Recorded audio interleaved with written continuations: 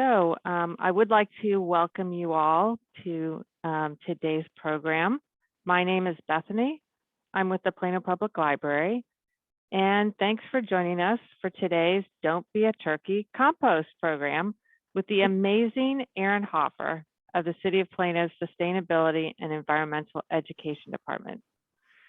When asked what she does for a living, Erin quips that she gets paid to play in the dirt with worms and to encourage others to do the same as often as possible. She's delighted to combine her love of gardening and her love of education into a full-time vocation as an environmental educator and part-time avocation as a master gardener and master composter volunteer. So you guys are getting the best of the best today. If you have any questions, feel free to type them in the chat, and I will be monitoring the chat, and I'll bring them to Erin's attention. And just one last note before we get started, this program is being recorded and will be made available on the Plano Public Library YouTube page for later viewing. So without any more time spent, Erin. Good Welcome. morning. Welcome. I'm so excited that Bethany is the one introducing me because she is one of our state of Texas master composters. She's gone to a lot of the gardening classes, and she is one of my fellow promoters of compost in the city of Plano. So today we're going to talk about how you don't have to be a turkey so that you can compost your meal scraps on holidays and every single day of the year. And I truly, truly mean this. My friends know that if you invite me for a Thanksgiving dinner, I am going to show up with my scrap bucket to help you clean the plates in the kitchen and make sure that we get all of those good food scraps back into the garden. So I do have a quick poll. I know all of you know where the question box is, or you should see it on the dashboard in front of you. And I need to have you respond to the question, what do you want, or what are you going to compost? So type a 1 in the question box if you think that you're going to just do plant-based things like vegetables and maybe some grains, cereal, that sort of thing. Type a 2 if your primary concern is anything that's animal-based, like those ham bones or the turkey or dairy products or that yogurt that went off in the back of your refrigerator. Or type of 3 if you are going to try to compost both types of food waste. I'm always curious to know, what is your focus? We are going to talk mostly about plant-based information only, but I am going to point you to some resources so that if you want to compost animal-based food waste, that you can do that as well. So what number is popping up most frequently there, Bethany? Let's see, we have got 1, 2, 3, 4 people who are doing plant-based, and 1 person who's doing everying. Everything, yay, that's awesome. That's actually 2 people. All right, super. So we are mostly going to focus on composting plant-based food waste, but let's talk a little bit first about why we want to compost. And kind of what you see in front of you is exactly a primary reason that we encourage composting in the city of Plano. We have limited landfill space. We've known that for decades. Years ago, when I started with the city, we planned out that we had about 40 years left of land space. That's how long it would take us to fill up those landfills. Now I think we're down to about 15 years, I think is the last one that I said. So we don't want to fill it up too quickly because it costs us a lot of money, over $150 million annually to throw that away. And it uses about 15 million cubic yards of space. That is a lot of trash. And there's so much better ways to actually use that resource. A lot of people think of it as waste. I think of it as a resource. Most composters think of it as a resource. So why would you want to compost at home? Well, anytime that you can take that resource and turn it into something for your landscape, for your garden, it is a good thing. And look at how brown and rich this finished compost is. It's an opportunity for us to skip or at least reduce the amount of synthetic fertilizer that we might choose to use in the garden, because instead we're using essentially what is Mother Nature's fertilizer. So taking food waste and turning it into compost, it makes it a valuable soil amendment that is perfect for our clay soils. Another reason is that when you introduce the finished compost into your soil, it holds water really, really well. And so that means you don't have to water as often. You're not as dependent on municipal water, and it helps to reduce your water bill. So I will say that the one mistake in this picture is that instead of watering overhead, to be even more efficient, if this gardener had lowered her magic watering wand so that instead of spraying like a cloud, if she had put it right down at the soil, that would make sure that every single drop of water got absorbed by that compost and absorbed in the soil so that it's ready for when your plants need it. Now, I have to admit that one of my favorite reasons for composting is, well, your yard just looks awesome. This is one of the gardens that was on the Waterwise Landscape Tour about 4 years ago. Look at how lush that looks. That has actually survived the entire summer because this family composts their food waste, composts their yard waste, puts the finished compost out on the yard. The plants are healthier, they're more disease resistant. And of course, do you think the neighbors' yards look this awesome after a really hot summer? No way. So, having the prettiest plants on the block without having to add to your water bill is an awesome reason to compost. And so, one of your best opportunities, in fact, one of your richest opportunities, is coming up this holiday season. So, often what starts out as a bag of groceries kind of sort of becomes a science experiment in one of the drawers in your refrigerator and ultimately ends up in the garbage. And that is definitely a problem because we waste so much food. And the average family of four actually wastes somewhere around $1,600 a year on food that they bought and never ate. They just end up putting it right in the trash can. Now, we would never think to just put money directly into the trash can, but we really don't stop and think about the amount of nutrients and water that we are missing the opportunity to recoup. Even if we weren't able to get the money back, we can certainly at least get those two things back from that food waste. And food waste has some other hidden costs that we don't really think about. It accounts for 25% of all fresh water used in the United States. That's because agriculture uses it to raise the food that it then sends to you to purchase that you then end up throwing in the garbage because you weren't really planning well or paying attention. It accounts for 4% of total US oil consumption because that food had to get transported to where you are. It accounts for 23% of methane emissions and greenhouse gases, both in the transportation and actual decomposition at the landfills. And then, unbelievably, 21% of our municipal waste. So that's like a fifth of what's going into our garbage cans is actually a really great resource that just by changing how we shop and how we manage our food, that we can help to reduce that. So, how much annually do we actually waste? Well, somewhere in the neighborhood of about 35 million tons of food waste. That is a lot. And so, one of the questions that comes up is, well, okay, where does it go? Most of you should be familiar with having seen this out in your back alleys, picking up your garbage every week.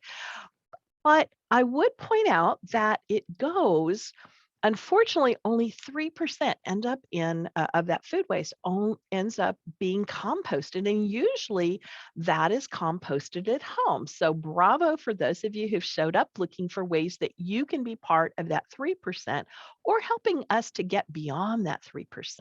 So what happens to the other 97%? Well, unfortunately, that ends up in the landfill, and it's not a great place for it to be. When we talk in terms of uneaten food, especially, we're coming up on that holiday season where we are hoping this year we're going to be able to gather with friends and family once again. And we actually account for $165 billion worth of uneaten food. And that is a huge amount of waste. And a lot of folks think, oh, it's the commercial venues. No, well, 40% of it is us, just because we're not managing that resource very well. But 60% is also bigger venues like grocery stores or university cafeterias or stadiums or retail venues or restaurants even. The good news is that here in Plano, there are a number of restaurants and grocery stores that are on the organics program where the city that manages the regional composting facility out in Melissa sends trucks to pick up that food waste. So if you've ever been walked into a grocery store and you've seen them cutting off the parts of the lettuce that are not so attractive or trimming back maybe a little bit of the carrots because it doesn't look real pretty on the top, or maybe the radishes. Part of that is due to us as consumers because we simply won't buy it because it doesn't look pretty. And so it has to go somewhere. Fortunately, those grocery stores are at least sending it out to our composting facility where they are happy to turn it into compost and sell it to you. However, I'm going to encourage you to take that same waste that you're creating and turn it into compost for your garden. So when we talk about choices, one of the questions is, well, what are my choices and how hard is it going to be? Because we all know that change is hard and sometimes we're a little reluctant to it. So if it's an easy change, we're a lot more likely to adopt it. Well, when we look at the EPA's food recover hierarchy, at the very top, what we try to do is reduce. In other words, don't create the food waste in the first place. How do you do that? Well, meal planning is part of it, and shopping planning is part of it. I know my mother was a military wife. She always had a shopping list for groceries once a month. She always had a list of meals for the next 2 weeks, and she only supplemented going to a nearby grocery store for things that were perishable. So we had very little waste. Plus, my mother was the queen of turning leftovers into something awesome for the next meal. So by planning your meals and by shopping, you start with the first step, which is reducing, and that's going to save you money because you're only buying what you absolutely need and can consume in a short period of time. Another option, and certainly quite a number of our grocery stores and restaurants participate in this, is redistribution. How do you feed the hungry people by donating extra food to food banks, soup kitchens, and shelters?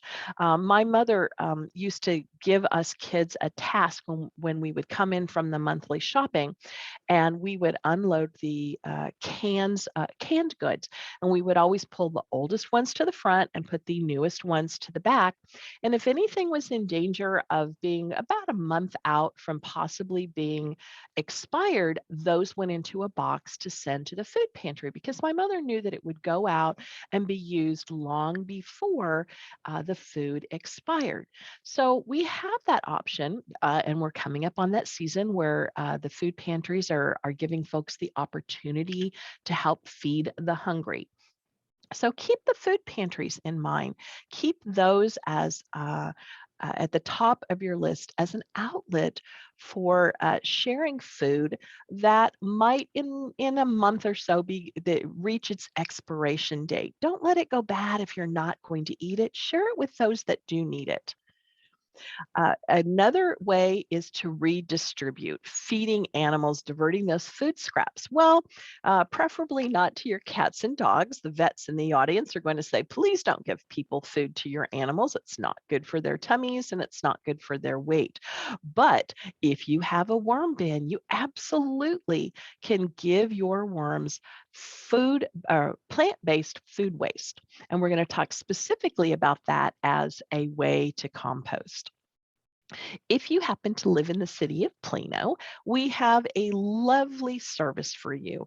My mother lives in California. They're very green, very eco-conscious out there, but she is super envious of the fact that we have what we call butler service for a lot of our waste and specifically cooking oil. So if you have at least 1 gallon of used cooking oil and it is in a labeled capped container, you can call the number on the screen and we are happy to send someone out to pick it up. While you're doing that, you might even want to clean out your cupboards, clean out your garage, and anything that is household hazardous waste, things like used paint, cleaning solvents, things like that. We can pick all of that up and take it back so that it can be repurposed or recycled. Now, specifically, our cooking oil, when it is collected, it is placed in a large container and eventually it is sent off to be made into biofuel. So, like I said, you have to have at least 1 gallon. For those of you who are thinking of frying your turkey, you'll definitely have more than 1 gallon left over, but it's okay. If you have to gather it over a period of time, it can even be rancid oil. We are perfectly happy to collect that as well. It is still a valuable commodity.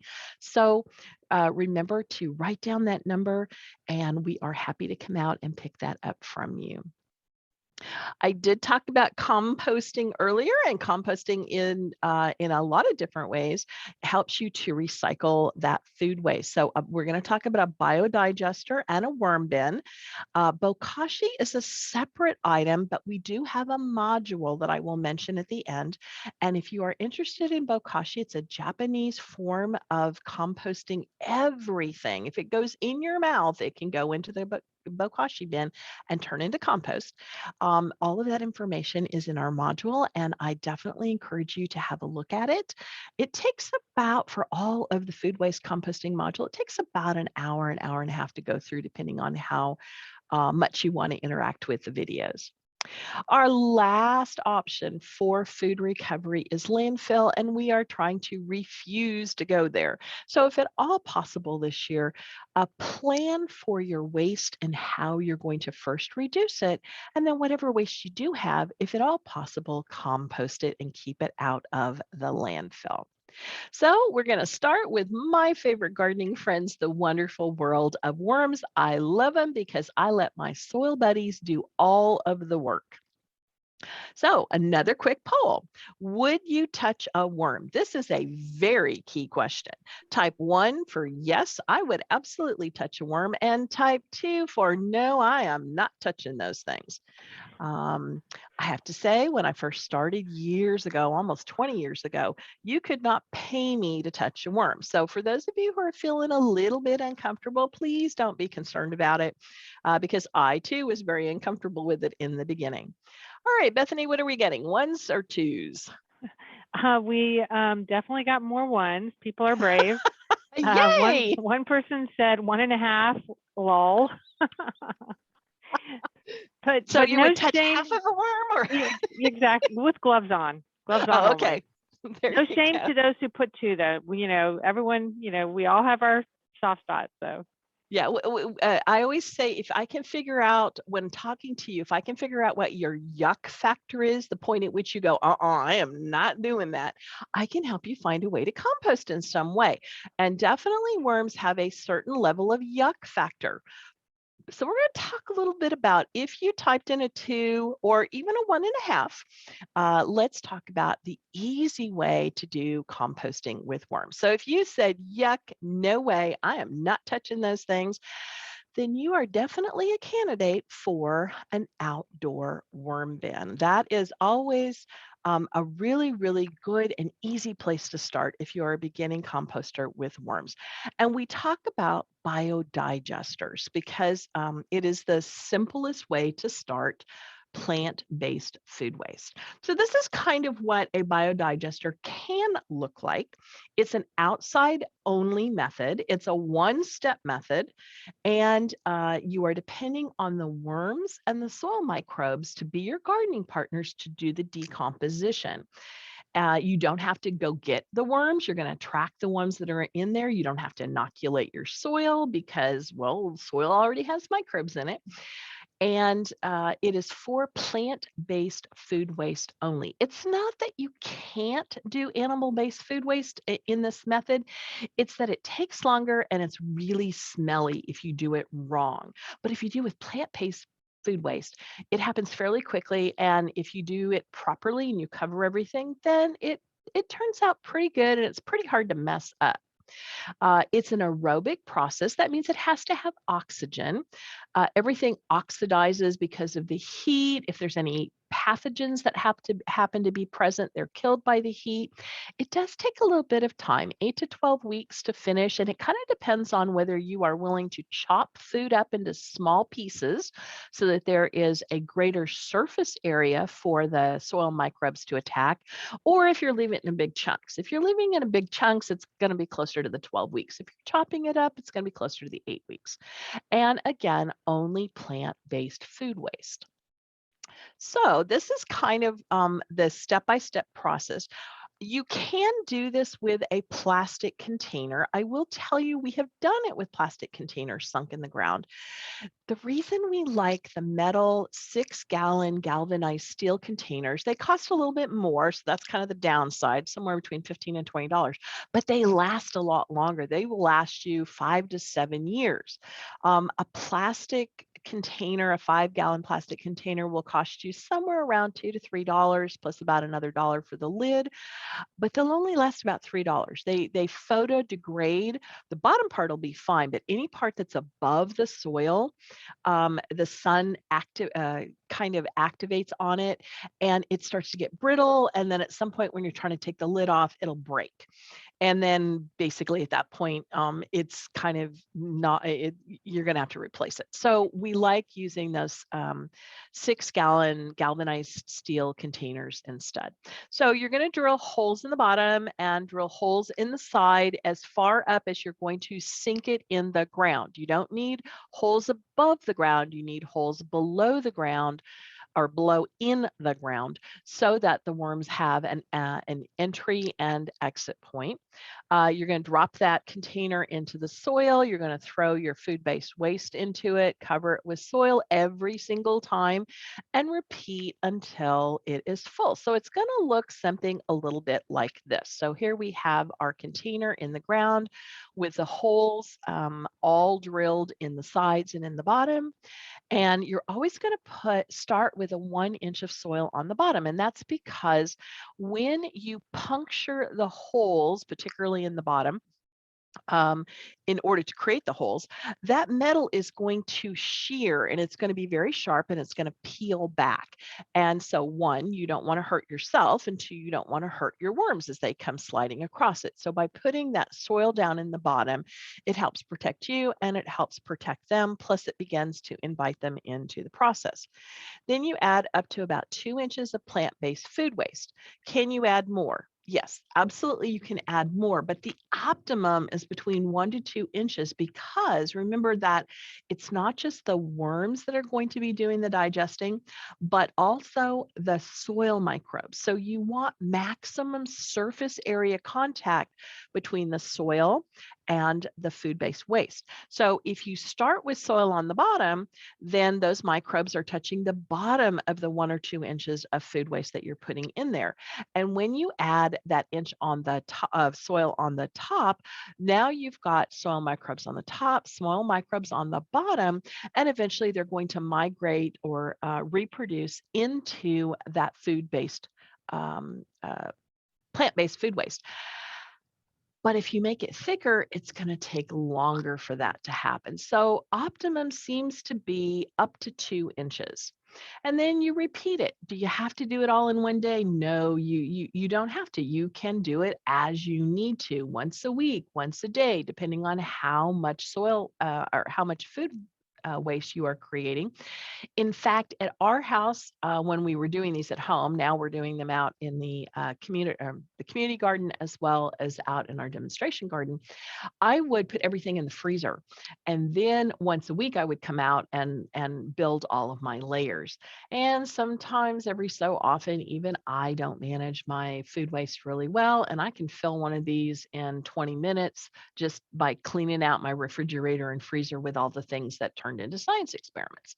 So you just continue adding, and always after you've put your soil on, you're always going to put your lid on.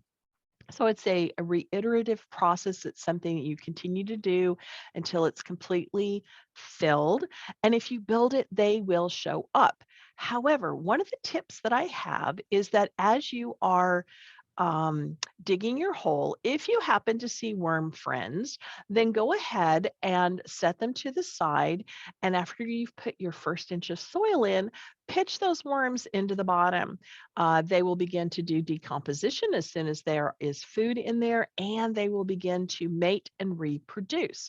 The reason that we did that, we found that out because one day we dug a hole and we had a big gap between the bottom of the biodigester and the soil at the bottom. And so we're like, well, it's not like the worms have ladders to get up underneath it. How are we going to get them there? So we actually threw compost in the hole, and the worms going horizontally through the soil ran into the compost, started to hang out, began to explore, eventually went upward. But the worms actually, you're going to have a better success rate with holes on the side, because that's where the worms are. They're not going to normally, they don't turn and go north unless they're like trying to surf it, go completely to the surface. Um, but you do want them on the bottom, because if there's any leachate, if there's any liquid coming off of the food waste that you have, it drips into the soil. That's good nutrients for the soil. It's good nutrients for any plants that are nearby, and it attracts the worms. So while the worms are less likely to come in from the bottom and more likely to come in from the side holes, those bottom holes still have a benefit to you. And again, it can take 8 to 12 weeks. When we had the kids in the garden program, they would always have some sort of vegetable or fruit-based snack. And then they would take the leftovers from it, whether it was the stems from the grapes or it was the tops of the carrots. They would throw it into a little container and they would take it out into the garden and look for one of the biodigesters. And they knew that the rule was that they should throw it in and cover it up. And as long as I couldn't tell what they had for snack, it was cool. But they also wanted to know, is it ready? Is it ready? Can we put it out? And so they would take a stick with them or a hand trowel, and then they would dig around. And the rule that we had was, if it is brown and crumbly and looks like the earth, and it's sort of sweet smelling, then it is definitely compost. But if you can tell what it started as, if there's still a chunk of lettuce, if there's still part of the core of an apple, it's not done. The other parts may be done, and you can always take out the big pieces, dig out the compost, and then put the big pieces back in. But the kids always knew, look for dark brown and crumbly and sweet smelling now. And as long as it doesn't look like what it started as, it is compost that is ready to use. So they always had a really fun time. They would go in pairs, check each other's work, make sure that they buried it properly. And then they would also check on one of the other ones to see if we were anywhere close to putting it out. So that's a lot of information for you all. And I'm wondering if you have any questions about creating a biodigester in your yard. Bethany, has anybody dropped anything in the chat box? I think right now we are all mesmerized. So unless someone pops something in it in the next, oh, here we go. Okay. Someone asks, Does composting track in other Texas animals? That's a really good question. That's an awesome question. I should let you answer that, Bethany, as a master composter. What is the correct answer? Oh my goodness. I'm going to say yes. It absolutely can. And that is a great question. We get that fairly often. That is why we cover it with soil, because that helps to mitigate any smell. Just because you can't smell it doesn't mean that the vermin in the area can't smell it. Raccoons, if I recall correctly, raccoons have like a roaming area of about 2 or 3 miles, and they can smell something. I can't even remember how many parts per billion. So if you want them to not know that it's there, then you definitely have got to cover it up. Those containers have a lid, and the handle on it locks. We have had them out both in our demonstration garden and our community garden, neither of which has really a fence around it. So that means we have wildlife all the time out there, and they can get into it, but so far we have never had any sort of vermin or wildlife get into those pails. Some of the gardeners, especially if they know that they're putting something really stinky in there, have used bungee cords in a figure 8 through the handle, and through the handle of the container, and then through the handle that flips up. Raccoons have not figured out how to get that open. And then I've also seen them use the reversible zip lines, where they have zip lined the handle on the lid to the handle of the bucket. And then they're able to just squeeze and open it up. So yes, if you do not do it correctly and you do not properly cover it, yes, it absolutely can attract unwelcome vermin in the area. But the only times I have ever gotten calls, either from property standards or from the composter themselves, in talking with the individual, 99% of the time, it's because they just threw it out on top and they did not do the crucial step of putting the soil on top of it to keep the smell down. And other types of vermin, things like bugs, insects, they are looking for a nutrient rich, moist place to lay their eggs. Well, that soil does not fall into that category. So, if you are ending up with soldier fly, that may already be on the food that's there. If you are ending up with regular flies or gnats, even if the eggs are there, if you've put down a good inch of soil on the top, even if the eggs hatch out, they're going to have to burrow their way up through that soil. And if you've got multiple layers, they are unlikely to be successful and emerge. Most of the problems that people have with their biodigesters is because they have either failed to cover the food waste or they have failed to cover it adequately. That's why I always say a good inch. Can you put more? Absolutely, you totally can. And Um, I'm hopeful that that answered that. that was a great answer. And one more question. Mhm. Um, do we dig a hole to place the biodigester in? You can, and the reason I recommend it is because the farther down you are, then the more likely that the worms are going to be intercepted as they go about their business in the soil. However, I also recognize that a lot of us, if we're just starting, our goal is we want our soil to be softer and easier to work, which means we need compost, but currently we can't because it's hard. So we can't dig the hole in order to make the compost, in order to make the hole and everything else a little bit better. So it kind of becomes this vicious circle.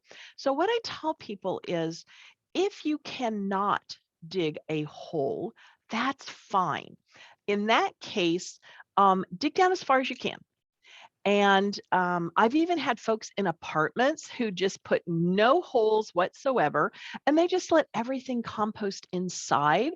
But they then were mostly depending on soil microbes, or they went out looking for worms in the yard and flipped those in, and then just let them do their business and take care of the decomposition. So you don't have to, but it's helpful if you're able to. And I've also had folks who um, have, as their soil has attracted worms and the worms have turned the soil, each time it becomes a little easier after they've emptied out the compost and used it someplace else, or they may have worked it into there, the next time they can dig a few inches deeper. And so it's kind of a gradual process. So if you cannot, it's perfectly fine if you can't. But if you can, great. That just adds to the possibility that those worms can easily access the nutrients that you're offering in your container. I think that covered it. No All pun right, intended. sweet. I like it. All right. So for those of you, and I said, would you touch a worm? You were like, yes, I am totally up for this. Welcome to the wonderful world of worm composting. So you are a candidate for either an outdoor bin where you don't actually have to touch the worms, or an indoor bin where you can manage your food there. Now, I am looking at a picture that has some boo-boos in it, some no-nos.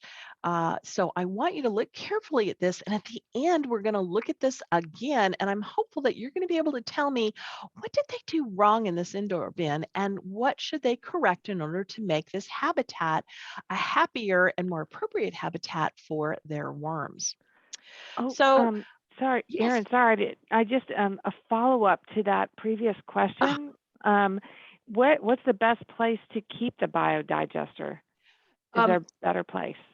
so one of the questions that came up when I did this recently, somebody said, do I have to put it in the sun or the shade? Keep in mind that the worms are underground, so they don't really care what's going on above the ground. The best place to keep it is nearby where you are going to use it. So if you put it all the way at the end of your yard and it's a long trek out there, you're going to be less likely to go out and do it. Keep it close so that it's convenient for you to step out there and do your, add to that container. Also, so, like my husband's biggest grump was, that's going to look horrible. Now, I don't know why he thought a shiny metal can in our backyard was going to look yucky, but I agreed to place it around the corner behind a shrub so that nobody but us knew that it was there. But of course, all my friends knew it was there because when they would come over, I would take them out to show it to them. But so I always say to folks, either put it out loud and proud and use it as a teaching tool for others, or put it next to like a tree that needs some nutrition, that leachate's going to leak, or if you've got shrubbery, as long as it's convenient and you can get to it, that's the most important part. Because if you can't get to it, you're not going to use it. And it's going to be really hard and inconvenient for you to get the stuff out when the compost is ready. So anywhere in your yard is fine as long as it's convenient for you to use it on a regular basis. Thanks, Erin. So let's talk a little bit about what the worms want from you. So when I talk with grown-ups, I say that worms are the perfect pet if you have kids in your life because there's no vet bills. They're not going to bark and bother the neighbors. They don't have to be groomed, and you definitely want their poop. But in order for the worms to be happy, you have to know what they need. So first and foremost, they want you to bring them home. Outdoor worm bins, you attract the worms that are in your yard. But indoor worm bins, you need to get some special composting worms. The outside ones will not be happy campers in an indoor bin.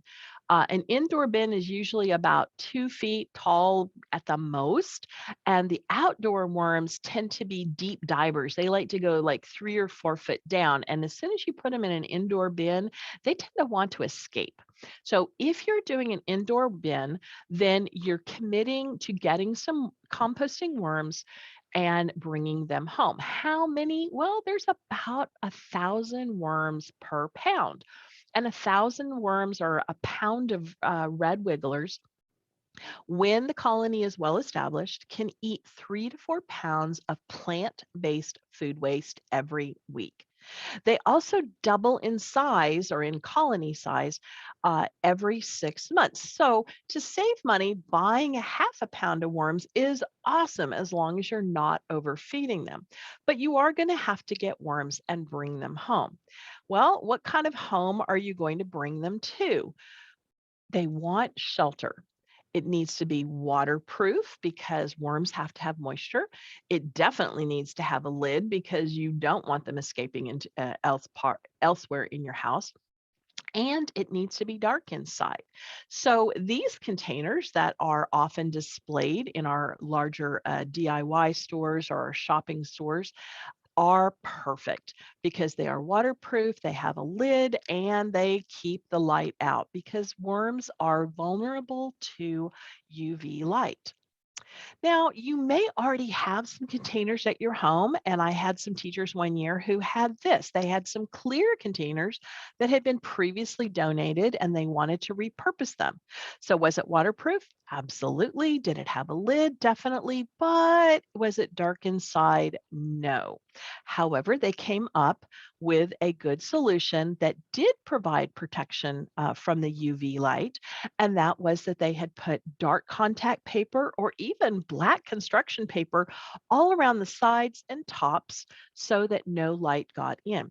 We even had a teacher who decided she was going to keep them in her storage closet that was completely dark all the time. And it worked out just fine because the worms, instead of going to the edges, they were mostly crawling around inside the bedding, which also was protecting them from the light. So the idea is to look at what you already have and consider, can I use this? Can I allow them to have water? Can I keep them inside? And is it dark enough to protect them from the UV light, or can I make it so that it's dark enough?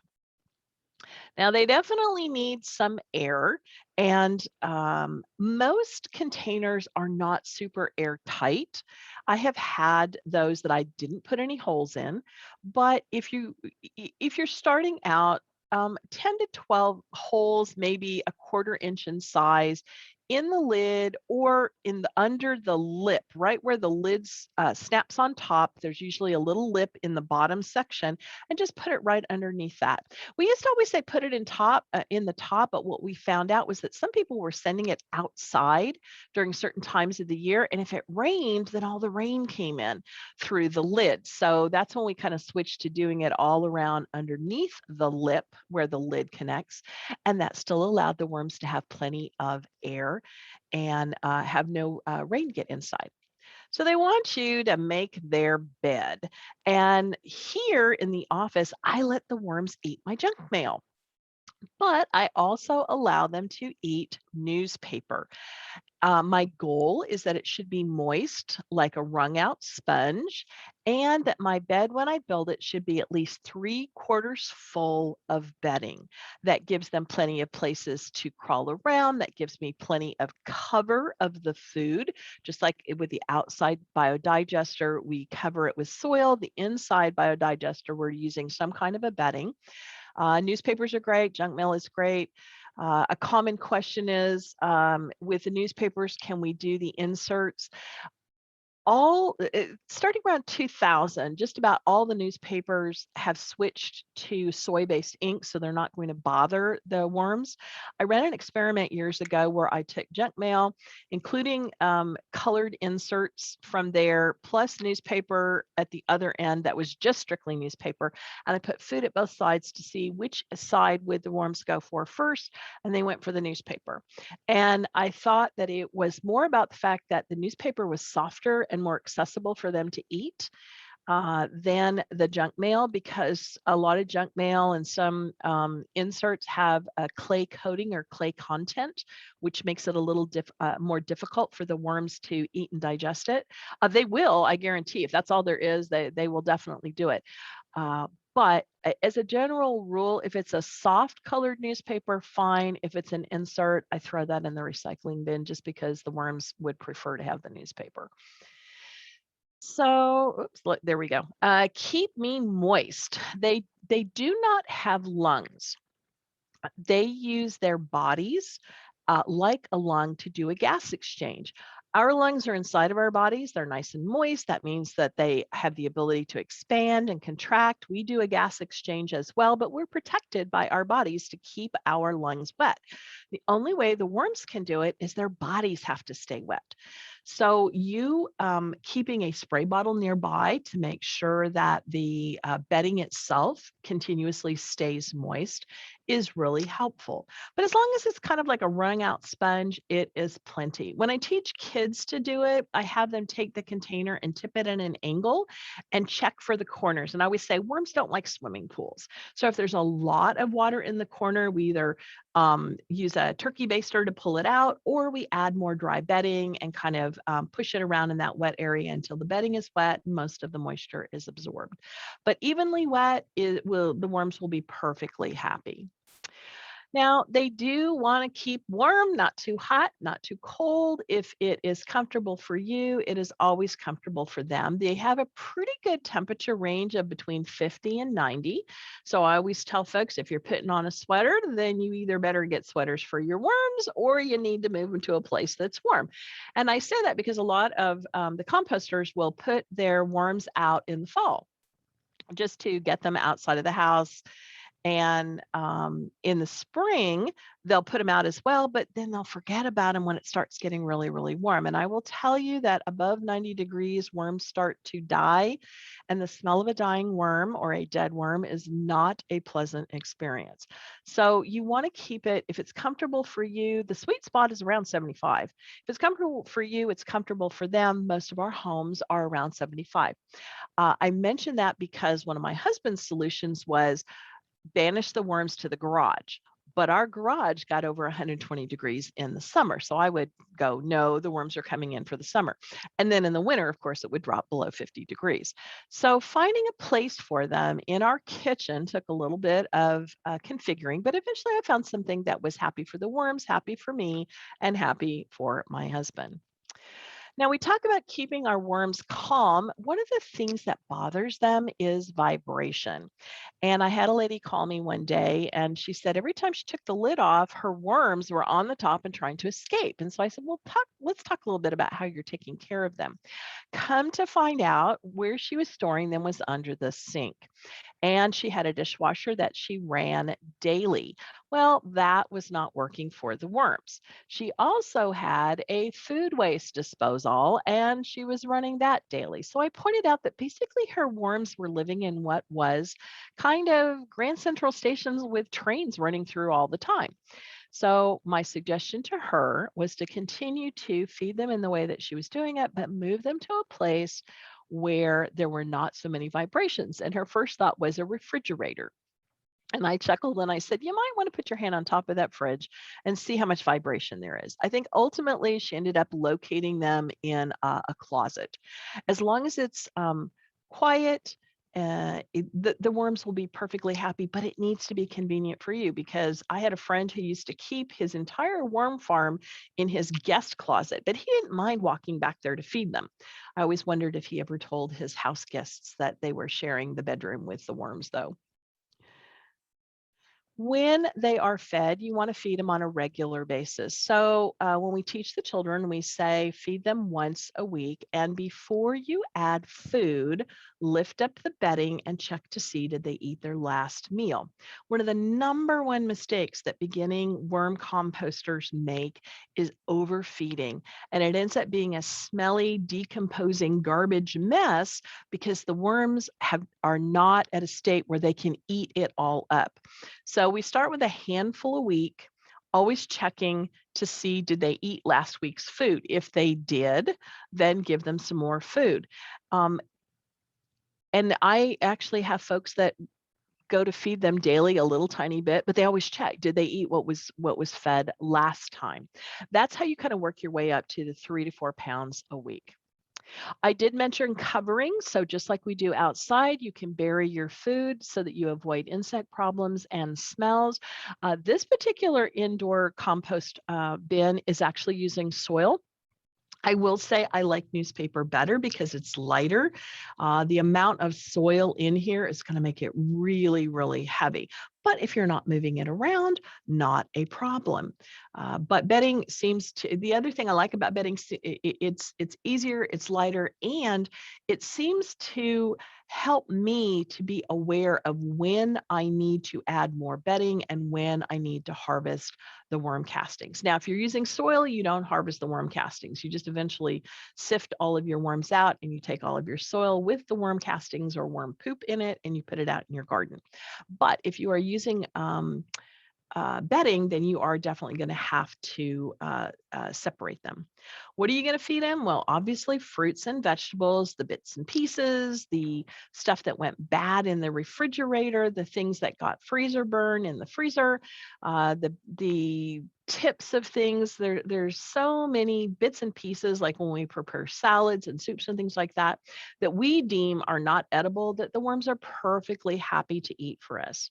Also, anything that is a grain, rice, wheat, any sort of a cereal. I knew I had achieved as a master composter when my mother, who has composted for 50 years, came to visit, and I instructed her to take the crumbs out of the bottom of the cereal box and dump those into the worm bin. And she was like, "Really?" And I was like, "Well, it's plant-based food. Why wouldn't they eat it?" She's like, "Oh, I never really thought about that." So I knew I had achieved it when the whole time they were there, my mother would go, "This is compostable, right? I can feed this to the worms." And she started actually changing the way she thought about that resource. If you're a tea drinker, not only can you put the tea leaves in it that you have used, but the tea bags themselves, if they are made out of paper or silk. The cord is often made out of cotton, and even the tag is made out of paper. Please don't worry about the staple. The staple will eventually rust and decompose in or break down in the container. So it's really not a problem for the worms. If you are a coffee drinker, even better, you can add the coffee grounds and the filters with it. Plus, worms have to have grit for grinding their food. They don't have teeth. They have to grind it up in their stomachs, kind of like chickens do. So, coffee is a good grinding food. And another thing is eggshells. And in fact, I save our eggshells. As soon as I crack an egg, I rinse it, I put it back in the box. When the box of 12 is finished, I grind those up. I used to do it in the food processor. Now I just do it in a mortar and pestle because I can do it in 60 seconds. And then when I sprinkle it, it becomes both good grit for grinding up the food in the stomachs of the worms, but the calcium that is in the egg is really good for worm reproduction. So you get kind of a 2-for-1. There are a couple of no-nos. Citrus, anything that is citrus. If you've ever had when you're peeling like a grapefruit or an orange and it squirts in your eye and it hurts, worms have very sensitive skin. They're considered a indicator species, and so they are very, very sensitive to changes in their environment. And citrus oil is going to be a high irritant for them, just like citrus juice, citrus. The meat of the fruit, I guess, is the flesh of the fruit, I think is what we call it. Because I had a lady one day call me and ask if I thought that the lemons in her worm bin had killed her worms. And what I found out in talking with her was it wasn't that she had just thrown a few rinds in there, that they had made lemonade and just thrown the lemon halves in there. And I said, yes, I think it got a little acidic for them and you might need to start again, but please don't feed them citrus or you're going to lose your worm bin again. Animal-based food waste. If it was an animal or came out of an animal, with the exception of the eggshell, it has no business in a worm bin. Worms are vegetarians, or I suppose technically vegans. So anything that falls into the meat or dairy category has no business in a worm bin. It can be taken care of in a bokashi bin, and that information is available in our module. Now, you do need to scoop their poop unless you're using soil as your cover. And there are a couple of ways to do it described in our module, but I do encourage you to do it on a regular basis. Don't let it get more than a quarter full of worm castings at the bottom of your indoor container. The ones that are outside, you don't have to do this because they're just going to poop in place. And when it's all nice and brown and squishy and everything looks good, you're just going to pitch all of that out.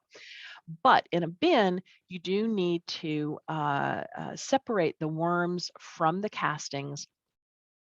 I had someone call me one time and they asked for my assistance. And when I got there, I found out it was completely full of worm castings. There was no bedding left. They were super fat, happy worms. But the bin itself weighed about 45 pounds. It took two of us to lift it. And it took me a really, really long time to separate the worms from the worm castings. So after that, in coaching with people who are starting, I always say, mark put a mark on your bin at a quarter full, and when the worm castings pile up to that point, it's time to scoop the poop.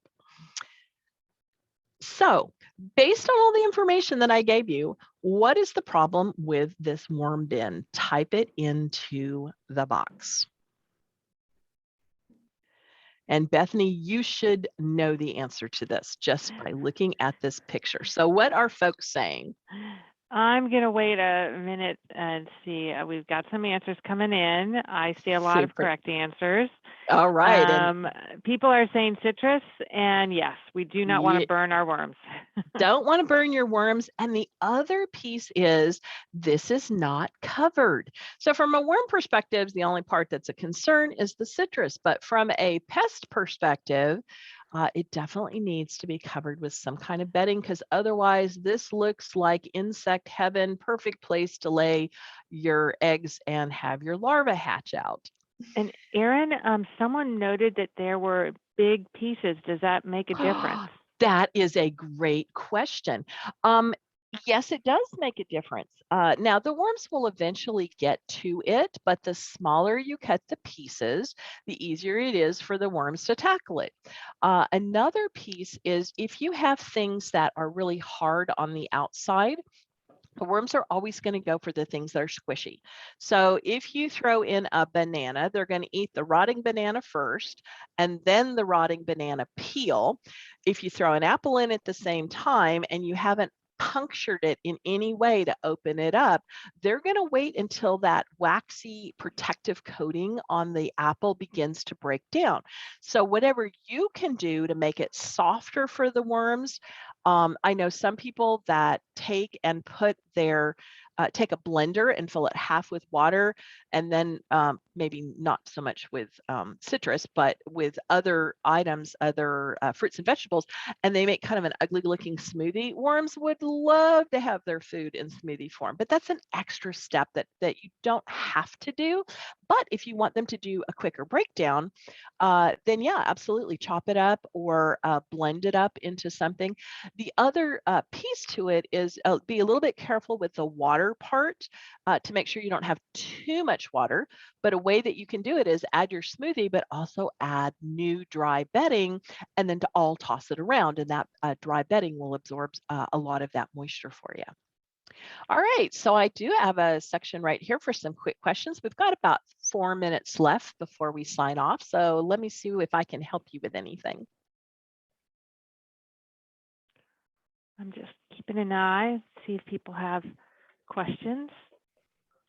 I did want to just note, you had talked about source reduction of waste early on in your in the program, and I wanted to point people's attention to the eco-friendly shopping webinar that we did last month that was also from sustainability and environmental education. So I just put the link to the YouTube webinar recording for y'all. And yes, we do have a question and we have some thank yous. Thank you, Erin. Where can I buy the biodigester? A biodigester is available essentially any of your DIY stores. Go to the gardening section, although in some places it is in the cleaning section where the other garbage cans are, but mostly the big huge garbage cans, like the big plastic ones, the roll-off ones, are usually out in the gardening section. And in that same area, you will find them and look for, they are pretty standard. They're almost all 6-gallon. Do not go bigger. One year, my mother came and my gift to her was I bought her 2 5-gallon containers. And she's like, why would I want that? I want a big one. So I buy her the big one. Heaven forbid that, they pay me to tell people this. And my mother did not listen. And sure enough, about 3 or 4 months later, they took it home and she put it outside and she was doing all the things she needed to do for worm composting. And then I get a phone call. This is really heavy. How do I get all this stuff out? And I was like, that's why we do 2 5-gallon ones instead of a big 10-gallon one, Mom. So Dad had to help her on that one. And after that, they traded it in for 2 5-gallons. So they are available, but if you really, really want to do this, start with 1 5-gallon. And when you're full and you think you're going to continue, go get a second one, but just don't go any bigger than 5 gallons because it gets really heavy with all of that moisture coming from the food. And also, like, the worms add to it with the enzymes from their stomach and it gets all mushy. And yeah, 2 5-gallons is a whole lot better than 1 10-gallon. All right, thank you. People, if you have questions, definitely put them in the chat. For now, I'm going to say thank you so much, Erin, for sharing this wealth of composting information. It's a lot to digest. It is. I had to say it, but don't worry, there will be a recording of this webinar soon on the Plano Library's YouTube channel. I'm going to put that in the chat as well. Let me jump in and throw a couple of resources up for them. One of them is go to plano.gov/modules and click on the composting food waste module. We've got 6 modules up on all kinds of things, irrigation and how to set it up, how to properly recycle. These are brand new, newly updated, but the composting food waste, both with worms indoors, worms outdoors, and the bokashi method is there. We also have a lot of our online webinars at plano.gov seed programs for sustainability and environmental education.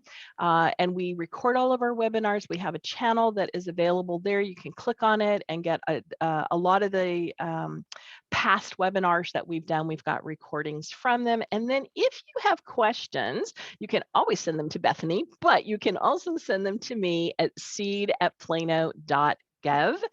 And I am more than happy to chat with you about how to achieve your gardening goals and your composting goals. And I will put one final plug in on behalf of the library because they are so awesome in providing excellent programs for you all. Please, please take a minute to answer as you exit. Take a minute to answer the 3 or 4 question survey because it definitely helps us to serve you better. Thank you so much. If you want to browse for more information about today's topic at the library, you can look for composting books with the call number 631.875 or search the library's online catalog with the subject term compost.